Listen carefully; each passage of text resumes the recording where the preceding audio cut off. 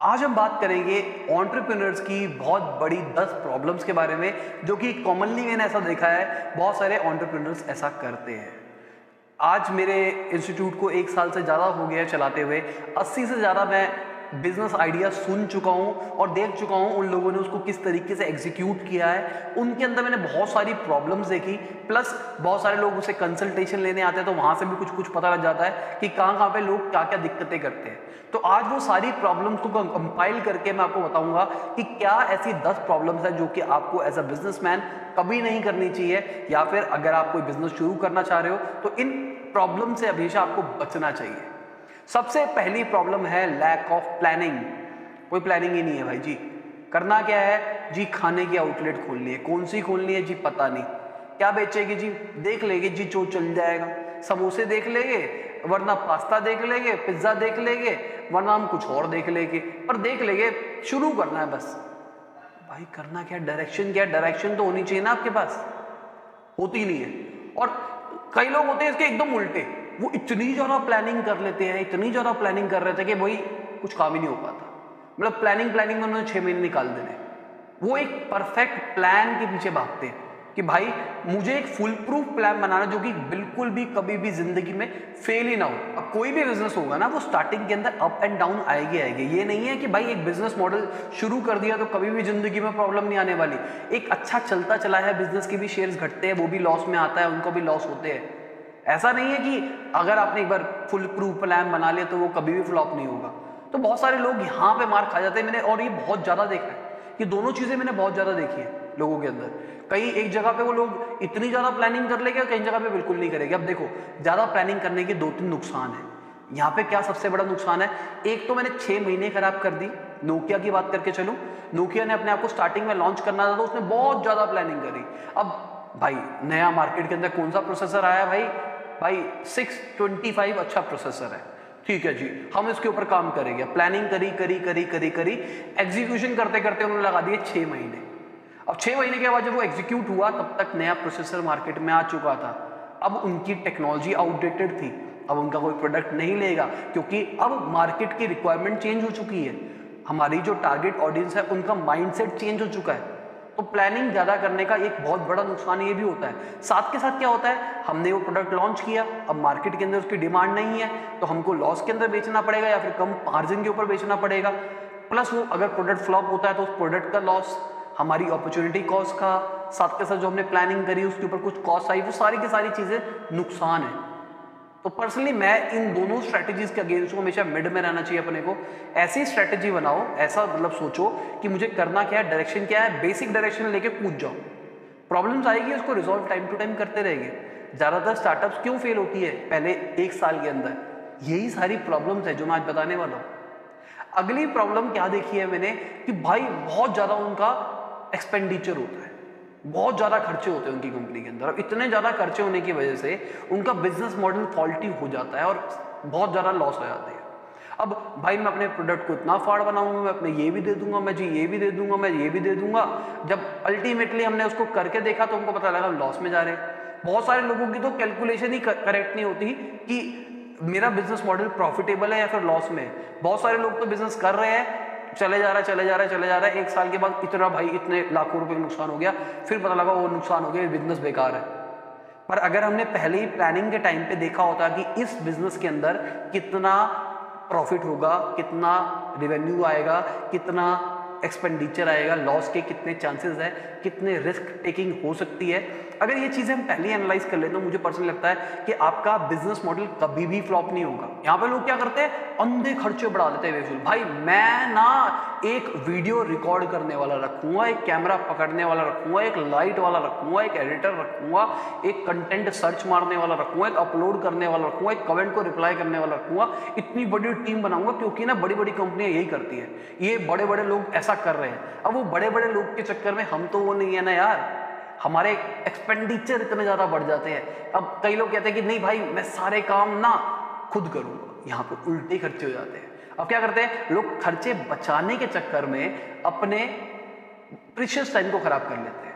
अब क्या कहते हैं, भाई मैं तो कोई खर्चा नहीं करूंगा, अकेला बंदा, झाड़ू पोछा मैं करूंगा, बर्तन मैं मांजूंगा, क्लाइंट डीलिंग भी मैं ही करूंगा, माल डिलीवरी भी मैं ही करके आऊंगा, फोन पे भी मैं ही बात करूंगा, सारी चीजें मैं ही करूंगा।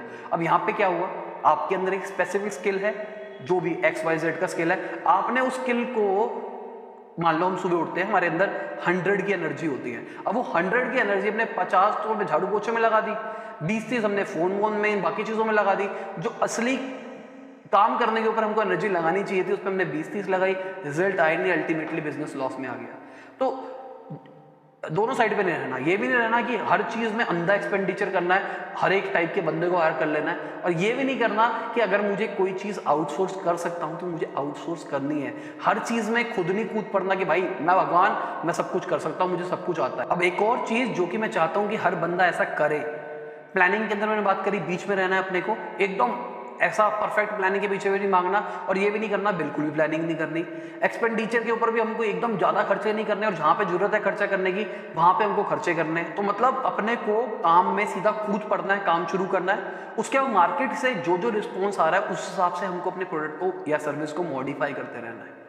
हमको अपनी टारगेट ऑडियंस से सर्वेज लेने हैं कि भाई आपको क्या प्रॉब्लम आ रही है, कैसे हम उसको रेक्टिफाई कर सकते हैं। बहुत बड़ी चीज है मार्केट से समझना कि कैसे उन प्रॉब्लम्स को रेक्टिफाई करना है। लपास का एग्जांपल लेके चलता हूँ, 1 साल हो गया, हर बैच के एंड पे मैं हर बंदे से रिव्यू लेता हूँ कि क्या क्या कमी लगी आपको, क्या क्या अच्छा लगा, क्या क्या प्रॉब्लम थी जिसको हम रेक्टिफाई कर सकते हैं। सारा इनपुट निकलता है, वो सब कुछ मैं अगले बैच के अंदर अप्लाई करता हूँ, फिर निकलता है, फिर अप्लाई करता हूँ, धीरे धीरे धीरे करते करते। अब ये भी नहीं है कि मैं सबके सर्वे लेके सबकी बातें रखने लग जाऊँ, मुझे सबके रिजल्ट लेने हैं, उनमें जितने कॉमन रिजल्ट आ रहे हैं, अगर एक कॉमन प्रॉब्लम सबको आ रही है तो मुझे उसको रिजॉल्व करने की कोशिश करनी है, ना कि मुझे उसको रिजॉल्व करनी है एक एक बंदे को सेटिस्फाई करने के लिए। हर बंदे को हम कभी भी सेटिस्फाई नहीं कर सकते। अगली एक बहुत बड़ी प्रॉब्लम है, अपने बिजनेस आइडिया को कॉपी पेस्ट कर लेते हैं। यहाँ पे उसका बिजनेस चल रहा था जी, उसकी दुकान चल रही थी, वो तो ऐसा कर सकता है तो मैं क्यों नहीं कर सकता, मैं भी वही शुरू कर लेता हूँ, और उसके बाद लॉस में आगे बर्बाद हो गए। उसके स्किल अलग थे, उसकी सर्कमस्टांसेस अलग थी, उसका सब कुछ अलग था, हमने वही पैरामीटर्स को अपने ऊपर लेके काम शुरू कर दिया। कैसे प्रॉफिटेबल आ जाएगा जी बिजनेस। अब एक्सेप्शन हर जगह पे होती है, ओला उबर जैसे एग्जांपल है, एक्सेप्शन होती है, पर मुझे पर्सनली ना कॉपी पेस्ट बिजनेस आइडियाज अच्छे नहीं लगते। हमको ऐसे आइडियाज के ऊपर काम करना जो कि मैं पर्सनली प्रॉब्लम फेस कर रहा हूँ लाइफ के अंदर। अगर मुझे लगता है यार ये चीज दिख रही है मेरे को प्रॉब्लम, ये चीजें लोगों को प्रॉब्लम आती है, मैं इसको अगर सॉल्व कर दूं तो मैं कुछ कर सकता हूँ, तो करो, वो चीजों के ऊपर काम करो, कॉपी पेस्ट छोड़ दो। मैं इंस्टीट्यूट के अंदर देखता हूँ टॉपिक पढ़ते हैं, अलग अलग टॉपिक पढ़ते हैं, अब भाई इसमें भी बहुत पैसा है, इसमें भी बहुत पैसा है, इसमें भी आइडिया कुछ और लेके आए थे, एंड तक आते आते कुछ और आइडिया बन जाता है। मतलब लाइन पे नहीं हो ना। और यहाँ पे प्रॉब्लम पता क्या है, अगला पॉइंट यही है कि बंदा टालता है, प्रोकास्टिनेशन है। कल करे सो आज कर, आज करे सो अब, आज रात से ही शुरू कर दो बिजनेस आइडिया की प्लानिंग करना। प्लान करके चलो अगले मंडे से मुझे बिजनेस लॉन्च कर देना है, देखा जाएगा जो होगा जो नहीं होगा, टाइम टू टाइम ग्रेजुअल चलूंगा ना। और लोग क्या सोचते हैं, नहीं भाई परफेक्ट प्लान या फिर कुछ और तरीका। और ये जनरली मैंने पता क्यों देखा, लोग स्टार्ट से डरते क्यों है, क्योंकि डर है फेलियर का, मैं फेल हो जाऊंगा। फेल का क्या डर है यार, शुरू करो देखा जाएगा। एक्सपेंसेस इतने कम रखो स्टार्टिंग के अंदर कि अगर लॉस हो भी तो कोई दिल से दुख ना हो कि भाई इतना बड़ा नुकसान हो गया, कोई बस काम शुरू कर दो, देखा जाएगा बाद में। तभी तो एंटरप्रेन्योर्स बनेंगे ना देश से। अगर डरते रहोगे फिर काम धंधा नहीं हो पाएगा। ऐसे सीधा घुस जाओ, बाद में देखा जाएगा जो होगा। प्रॉब्लम आएगी, हम सीखेंगे, मार्केट से समझेंगे, उसको रिसॉल्व करने की कोशिश करेंगे। और एक चीज का और भी ध्यान रखना है, अगला पॉइंट पेशेंस है। झटके में रिजल्ट नहीं आएगा जी, ऐसा रिजल्ट नहीं आता। ये नहीं है कि आज रात को शुरू किया कल से करोड़पति बन गए जी, मतलब राहुल गांधी वाला सीन हो गया। ऐसी मशीन लगाऊंगा, इस साइड से आलू घुसेगा, उस साइड से सोना निकलेगा। हमेशा एक्सपेक्ट करके चलो कि कोई भी बिजनेस के अंदर एक टाइमलाइन मान लो कि मुझे इस टाइम तक प्रॉफिटेबल आना है। जरूरी नहीं है पहले, बहुत सारे बिजनेस है जो कि पहले दिन से प्रॉफिटेबल होते हैं, पर हमको उसके पीछे नहीं भागना कि पहले दिन से प्रॉफिटेबल। हमको हमेशा अपना बर्नआउट रेट, अपना सब कुछ कैलकुलेट करके चलना है कि मेरे को महीने का कितना खर्चा करना है, मेरी इन्वेस्टमेंट कितनी है, कितने महीने में मेरे को प्रॉफिटेबल आना है, किस तरीके से मैं अपने बिजनेस को बढ़ाऊंगा। प्लानिंग के अंदर ये सारी चीजें होनी चाहिए। अगली प्रॉब्लम जो देखी है वो है मार्केटिंग। मार्केटिंग माइंड, मेरा पर्सनली मानना है कि हर एक अच्छे बिजनेसमैन को अगर कोई बड़े सपने देखता है तो उसका मार्केटिंग माइंड होना चाहिए, मैंडेटरी है। क्यों है, रीजन बताता हूं क्यों। मान के चलते हैं कल को हमारी कंपनी बढ़ जाएगी या फिर कुछ भी, मैं आउटसोर्स कर लूंगा जी, मार्केटिंग मैं कर लूंगा, पर मुझे मार्केटिंग की पूरी समझ होनी चाहिए। आप जितनी भी बड़ी कंपनियों के सीईओ लेके चल लो, जितने भी बड़े बंदों को उठा लो, हर बंदा मार्केटिंग में अच्छा होता है। कभी सोचा है क्यों होता है? लॉजिक है इसके पीछे। अगर मार्केटिंग आपकी अच्छी होगी तभी आप अपने प्रोडक्ट को अच्छी तरीके से ऑडियंस तक पहुंचा पाओगे। मार्केटिंग का दिमाग चलेगा तभी आप ऑडियंस की सुनोगे। मार्केटिंग मायोपिया नहीं होगा। ये नहीं सोचोगे भाई मेरा प्रोडक्ट भगवान है, हमको ऑडियंस का कुछ नहीं लेने देना, हम कुछ भी करें। तो इसलिए और प्राइसिंग का आपको समझ में आएगा, अपने प्रोडक्ट की डिजाइनिंग का समझ में आएगा, कलर का समझ में आएगा। ये सारी की सारी चीजें जो होती है ना, ये मार्केटिंग दिमाग बताता है कि ये करना चाहिए, नहीं करना चाहिए, करना चाहिए नहीं। क्योंकि एग्जांपल लेके चलता हूँ, मेरे को प्रोडक्ट बनाना है, अब प्रोडक्ट की कॉस्ट तो आ गई ना बनाने की, मैंने पन्नियां छपवा दी बहुत सारी, करोड़ों के हिसाब से, करोड़ों के हिसाब से लाख रुपए तो इन्वेस्ट हो गया ना उसके अंदर। बाद में पता लगता है कि भाई उसका डिजाइन में कोई प्रॉब्लम थी, ऑडियंस को वो डिजाइन पसंद नहीं आता। तो अपने को वो सेंस होनी चाहिए, मुझे पर्सनल लगता है। तभी मैं अपनी मार्केटिंग सीरीज का प्रचार कर रहा हूँ। मार्केटिंग सीरीज पूरी देखो, समझ में आएगी। पूरा कोर हार्डकोर मार्केटिंग से स्टार्ट किया है हमने, स्टार्टिंग से एकदम स्क्रैच से। मार्केटिंग होती क्या है, टाइप्स ऑफ मार्केटिंग क्या होती है, धीरे धीरे मार्केटिंग का अपना दिमाग डेवलप करो। डेवलप होगा अपने आप सब कुछ हो जाएगा। बाद में आउटसोर्स करते रहो, वो कोई प्रॉब्लम नहीं है। पर अगर दिन का कुछ टाइम अगर आप अपने लर्निंग के ऊपर दोगे ना, तो अल्टीमेटली आपको लॉन्ग टर्म के ऊपर बेनिफिट होने वाला है।